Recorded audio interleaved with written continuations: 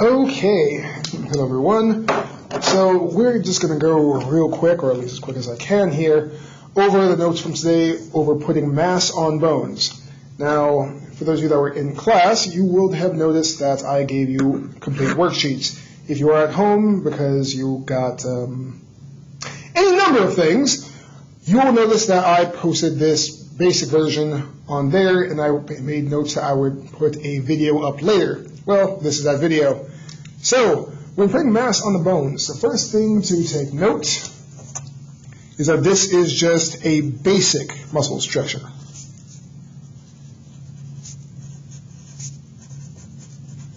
This is not indicative of your own body or the ideal body, because, times change. When I was young, like say, for example, chicks had to be really like Barbie thin to be attractive, and now everyone's going to talk about thick this, thick that. Well, guess what? That's history repeating itself. But I guess we'll get into that in class. This is a basic muscle structure known as the Roman standard. It's called such because it is based on Roman marble statues. You've seen those. They're all pretty muscular, clean-shaven. Everyone has a bit of a square jaw.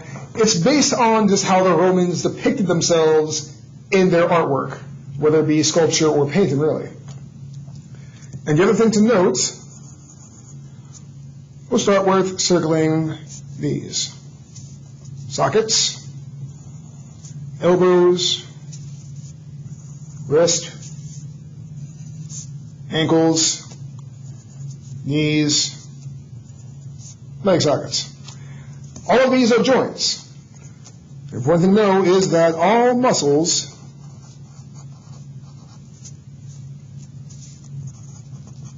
will taper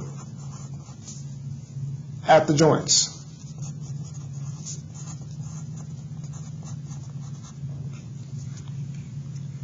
Now, in this context, tapering simply means that whenever you get towards a joint, whether it be elbow, wrist, what have you, the amount of muscle density you have thins. Taper actually means fade. In this case, it thins, it shrinks, it is very bare. If you ever just feel your forearm here, and then feel at a joint, you'll notice how you don't feel nearly as much muscle, but you can feel a lot more when you say move your hands, fingers, what have you. That is because if you have too much muscle buildup around your joints, you can't move them. Just a simple act of moving your wrist back and forth, messing with your fingers, bending your arm, all that becomes a lot more difficult the more muscle mass you build on those parts of your body. So for this, we're going to start from the top. I'll be using a red color pencil so you can see the stark difference. That's why these were printed out to be so faint. We're going to start with our head. So with a little guiding cross here, so we can mark down where our eyes and nose would be, but we'll get to that when we get to faces. And we're going to start with the neck. Now, this spot right here is generally the area that your ears will be coming from.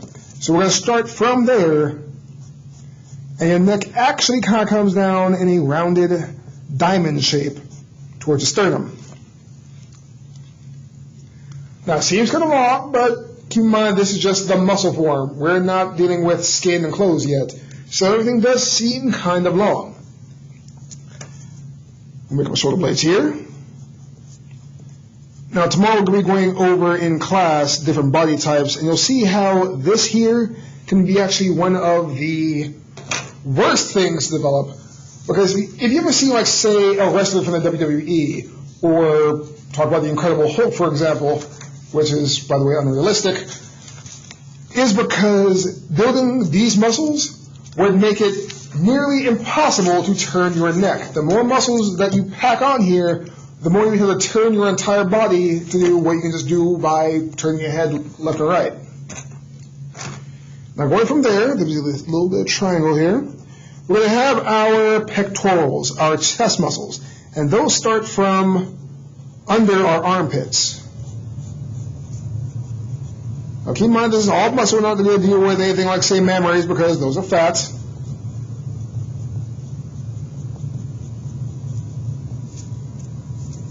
Just label them like so.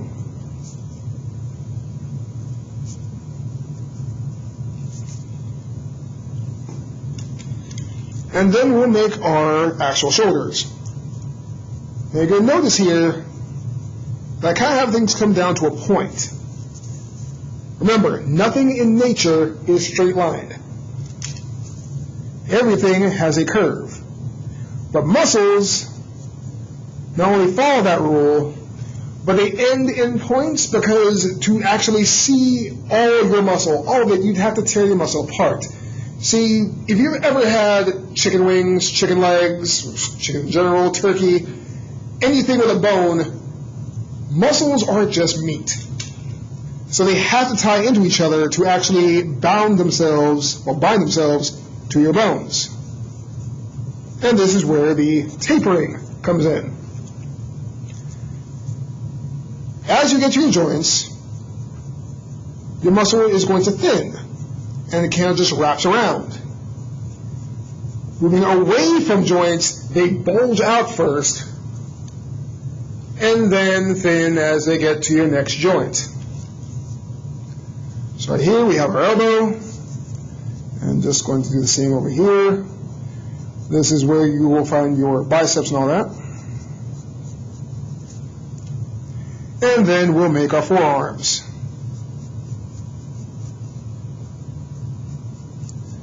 Thinning out once again as we get to the wrist.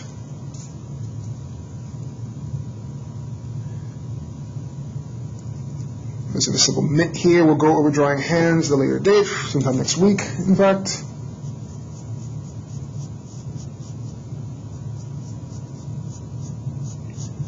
And do the same over here. Now, a lot of what I saw in my class today is that this wider part here would be at the wrist, and you don't want to do that because we're not trying to draw Popeye the Sailor. There we go. Now we're going to move on to our rib cage, or rather our torso, going into our abdomen. Now your rib cage should stop about right here. The torso shape we've been using, the trapezoid, is just a rough estimate of how your rib cage should lie. Everyone's rib cages are slightly different. Some are wider, some are thinner. No two humans are really alike, unless they're like, identical twins. And before we go any further to the abs, we need to talk about these spaces here. Now, if you ever put your hand under your armpit and move your opposite arm, you'll notice that you'll feel something kind of shift about. That is actually a muscle. It's not always developed in people, but it's there. Now, if it was really developed, it might come off almost like, say, a glider wing or a bat wing. Whereas if it's extremely developed, as in not just 0% body fat, but you're building mass on top of mass, if you've ever seen bodybuilders, you'll know how they never seem to have their arms and legs together. Like they can't put their arms to their sides because they're physically incapable of doing that. To do it, they would either just bounce right off, or worse yet, they could tear a muscle. So that's what these are. These just keep your arms connected to everything else on your torso. Now going into our abdomen here,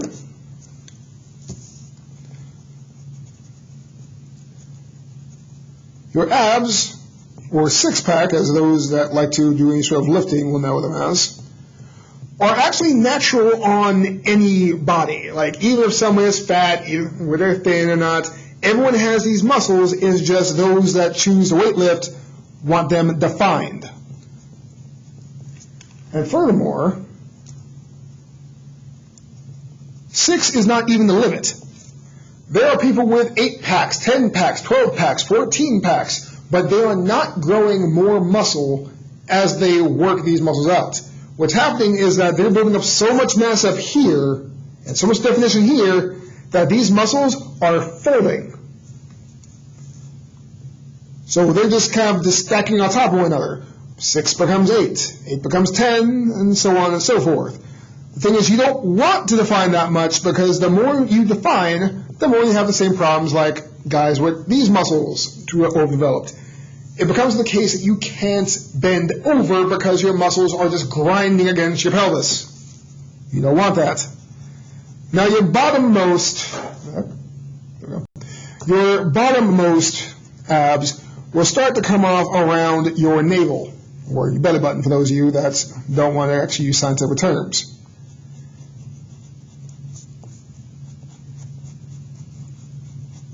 Then once you make your waist here, your muscle mass comes down between your legs, kind of like a one-piece swimsuit.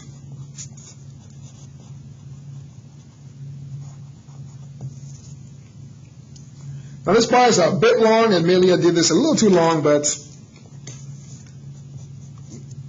none of this number counts off y'all for. All right, now that we have this much, we're going to make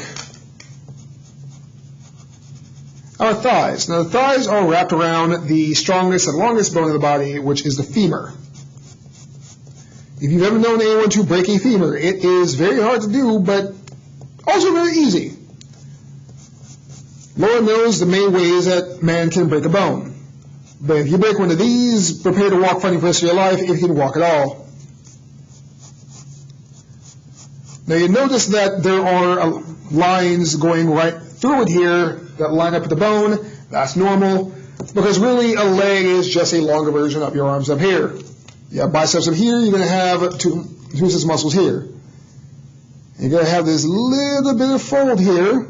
It's not genitalia. This is the back of your gluteus maximus, or basically the backside of your backside. Just like how everything here has to curve under your crotch, your butt has to, well, do the same thing on the opposite side. Otherwise, your butt's just going to hang there, and you don't want floppy butts. Well, maybe you do. I won't judge. Now, because the legs are just longer arms, moving with our calf muscles, and taper at our ankles. Make sure to keep your heel going.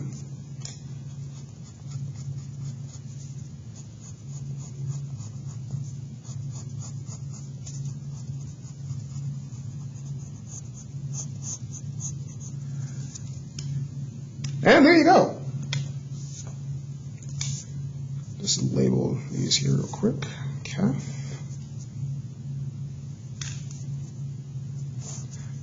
Abs.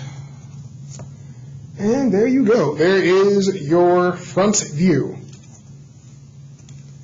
Now you notice I have all these other ones here. The 8th period, they actually had to do the profile view as an exit ticket, but not everyone got to do that. In fact, 8th period is technically ahead of everyone else. That's definitely something.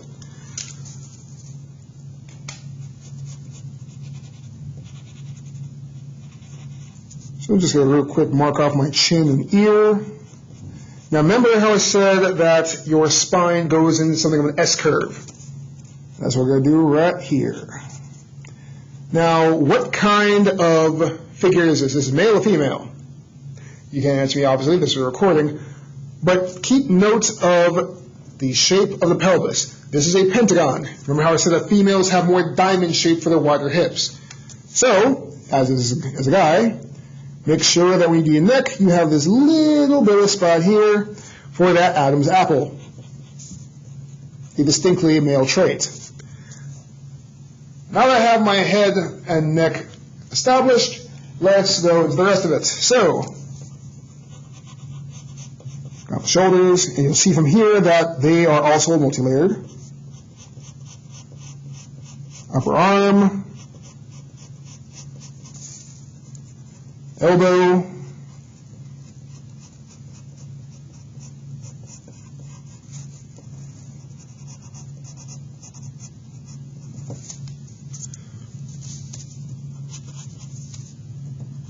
pectoral coming from behind here. And on a fit figure, you'll notice that there is a dip, like this, before we come down in another bit of an S-curve.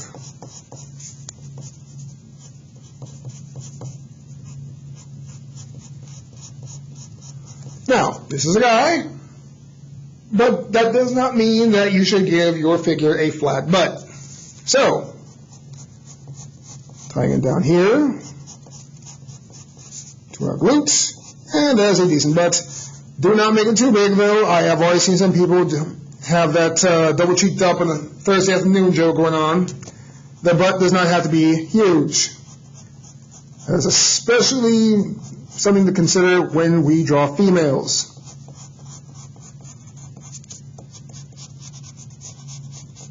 Don't forget that heel. And there we go.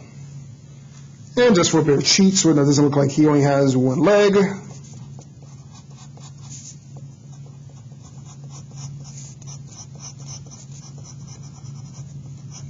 You don't have to draw this. I just don't like leaving things looking incomplete. Some quick stark contrast value is always a great way to cheat out a full figure without having to draw every single detail.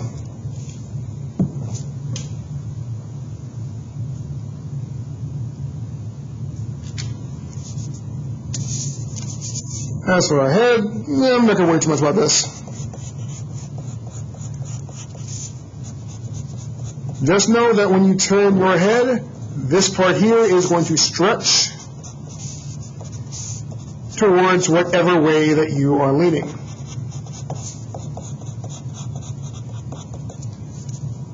Torso, make sure that your pectorals are coming from beneath your arms. They're not going to sit on top of your chest like two beef patties on the grill. The size, don't go too small, but pectorals can actually appear larger than they normally would. It all depends on how much work you put into it. To the point that, yes, there are people, generally bodybuilders or just, enthusiasts of weightlifting, that can actually move their pectorals independent of one another.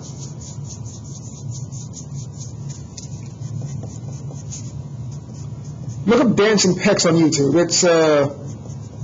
It's something.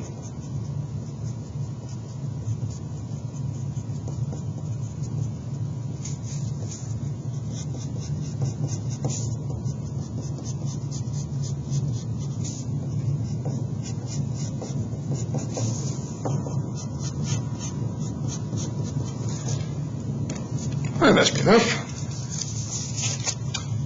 Zoom in here.